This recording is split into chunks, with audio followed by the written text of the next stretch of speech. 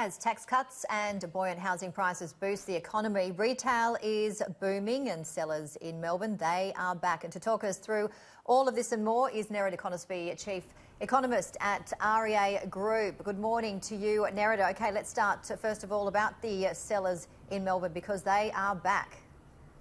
Yeah, we've had some really poor listing numbers for quite some time now. So price growth has started, but we weren't seeing many sellers out there. So it was really propping up all this price growth.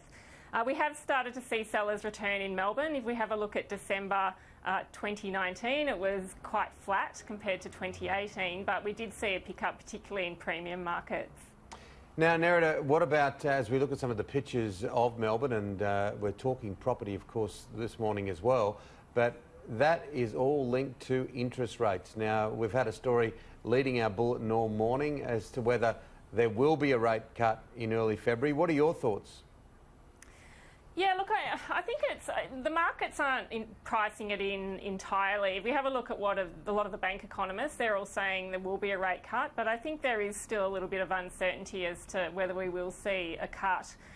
The issue is that on one hand we have seen prices really start to rise in housing, but on the other hand retail is continuing to look pretty shaky.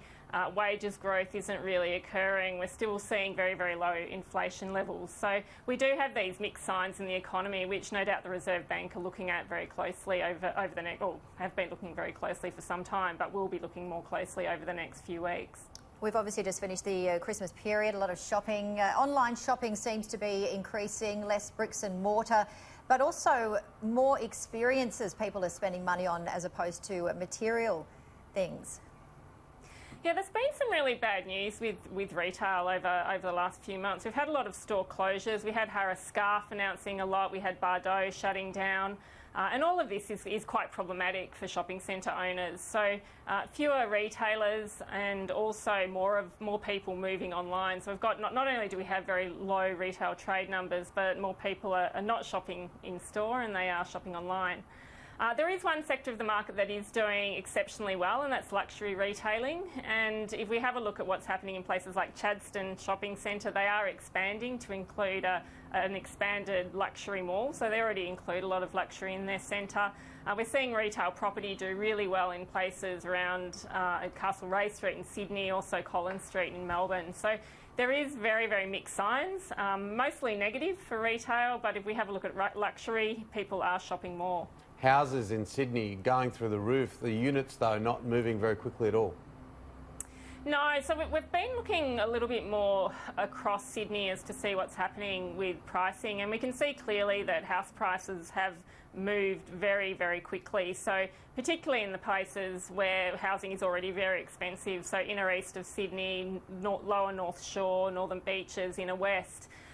We are seeing price growth for houses in further western parts of Sydney and southwest, but still a lot of weakness in the apartment market. So prices year on year are still declining. We also saw an increase in building approvals in November. So not only have we got a bit of an oversupply problem in the Sydney market with apartments, but it looks like building will start up a little bit sooner than expected. What do you think the main housing issues will be this decade? Yeah, it's interesting. The Economist published quite a scathing report on global housing markets, and Australia was included in it. And it's worth a read if you are someone that is really interested in housing policy. It's worth a read. But the big ones really are around affordability. It is housing, not just in Australia, but pretty much in every developed nation is very, very expensive. We are seeing very low levels of home ownership amongst young people. It is one of the things that is driving a lot of younger people to the left and to quite far left parties that deal with have ideas to deal with this issue. So I think affordability will be one of the big ones. We're also seeing increasing concerns around climate change, and that will really drive a lot around sustainability in housing. So not just sustainability in housing development. We already know that all developers in Australia do have a pretty strict focus on how they're developing housing, but it will extend onto existing housing as well.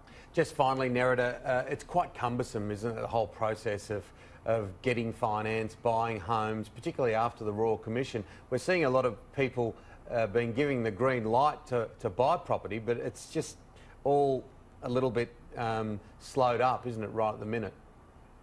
Yeah, the problem at the moment, we can see through ABS housing commitments data that people are borrowing again and people are really piling back into the housing market. But what is also concerning is when we have a look at our mortgage broker Smartline, in that not only are people borrowing more, but we have a lot of people who have got pre-commitments for home loans. So there's a real backlog of buyers at the moment. So on one hand, we have all these buyers out there really wanting to get into the market. On the other hand, we have very, very low listing volume. So although, as I mentioned before, we are starting to see listings increase in Melbourne and in parts of Brisbane, parts of Sydney, overall it's still down year on year. So lots of demand and very little supply. Yeah, very interesting.